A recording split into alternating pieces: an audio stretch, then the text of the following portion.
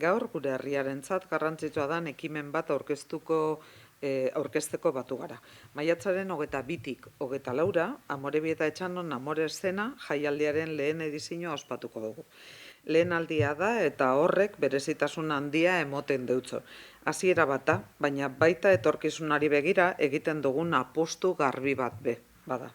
Gure herria bizia da, eta kulturak beti eduki dau leku garrantzitsua gure egunerokoan. Horregaitik Amore Eszena moduko jaialdi batek balio berezia dauka. Kultura kalera ataraten dabelako, herritarren eskura jartzen dabelako, eta batez be familiei zuzendutako proposamen baten bidez, belaunaldi desberdinak elkartzeko aukera emoten dauelako.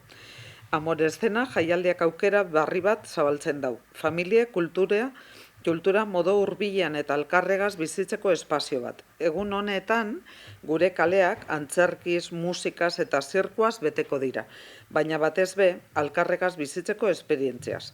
Momentu txiki horrek, askotan, oharkabean pasetan direnak, izango dira benetan garrantzitsuenak. Elkarregaz harritzea, irribarreak partekatzea eta oroitzapen politak sortzea.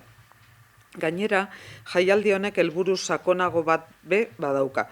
Kulturaren bidez, gizarte bidezkoago bat eraikitzen laguntzea. Uste dugu kultura tresna indartsua dela hori lortzeko, eta horregaitik apustu sendoa egiten dugu norabide horretan.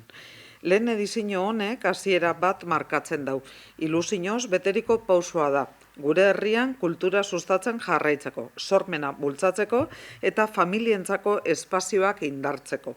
Gaur aurkezten duguna ez da bakarrik jaialdi bat, etorkizunera begirako konpromiso bat bada. Horregaitik, gonbidapena luzatzen deutzuegu herritar guztiei, batez be familiei, maiatzaren 22tik 24ra jaialdira hurbiltzeko. Satozie parte hartu, disfrutau, gozatu, eta egin daigun danon artean, Amore Eszenaren lehen edizio hau benetan berezia. Amore Eszena jaialdiak 3 egunetan zehar askotariko proposamenak eskainiko diku, herriko espazio ezberdinak kulturaz bete eta familiei zuzendutako egitarau zabal bategaz. Egun bakoitzak bere izaera eukin arren guztiek dute helburu bera, kultura hurbiltzea eta elkarrekin bizitzeko aukerak sortzea. Jaialdia, anuak esan dau, ostiral, larunbat eta domekan 3 egunetan emongo da, eta ostiraletik hasita, andante ikuskizunarekin Markelineren eskutik. Ondoren, Hortzmuga konpainiaren Alonso ezinezko mandatuaren mesularia ikusi ahal izango da herriko plazan. Eta lehen egun hori borobiltzeko, zugan ni nerabeen antzerki proposamena izango da ikusgai Zornotza aretoan. Larun batea izango da egunik eta beteena. Zelaita parkean, itinerania titeretu kale ikuskizuna izango dugu egun osoan zehar, eta Zelaita kontzertu gelan errotik ipuin musikatuak eskainiko dira. Herriko plazan, Adrian Konderen La Petit Caravane izango dugu, eta Zubiaur musika eskolan auditorean Txalapart konpainiaren babes antzeslana.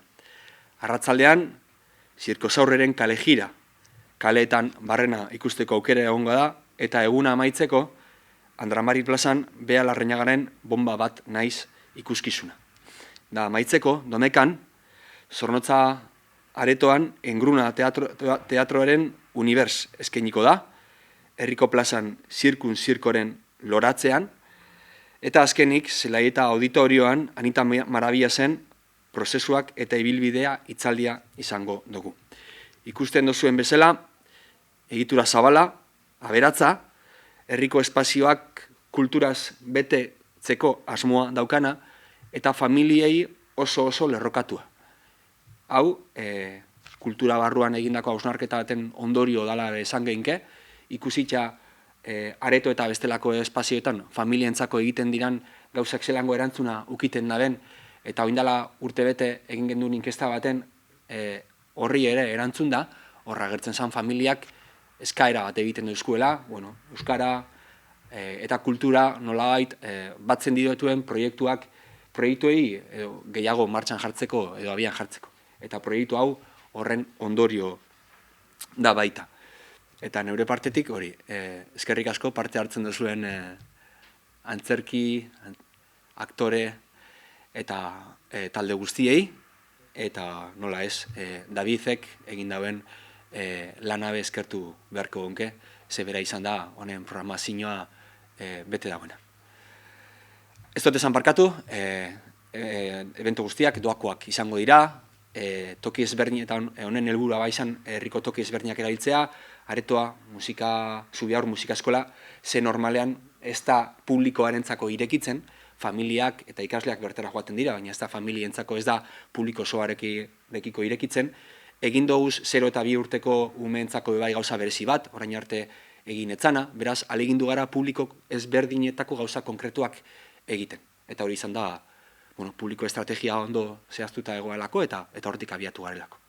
Lehenengo eta behin, eskerrak emotea udalari, olako ekimen bat sortzeagatik, asmatzeagatik, eta ematen dugu etorkizunerako bere bidea egingo duena, ez?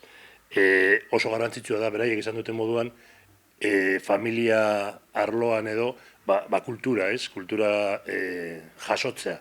Baina ez bakarri beraiek kultura jasotzea disfrutatzeko eta ondo pasetako tarte bat bezala, baizik eta hezkuntzaren barruan sartzen den egitasmoa izan daitekena, ez? Zeren oso berezia da guk beti izaten dugu, familian ikusten denean antzerkiak eta ikusten dienean ikuskizunak, gero tarte bat zabaldu aldute bai umek o aurrek gurasoekin hor tartekatzeko, informazio hori tartekatzeko eta ikasteko batzuk besteengandik, ez? Eta hori heziketaren barruan guretzako oso garrantzitsua da, ez? Eta noski guk bertan egotea lehenengoko jaialdi honetan, oso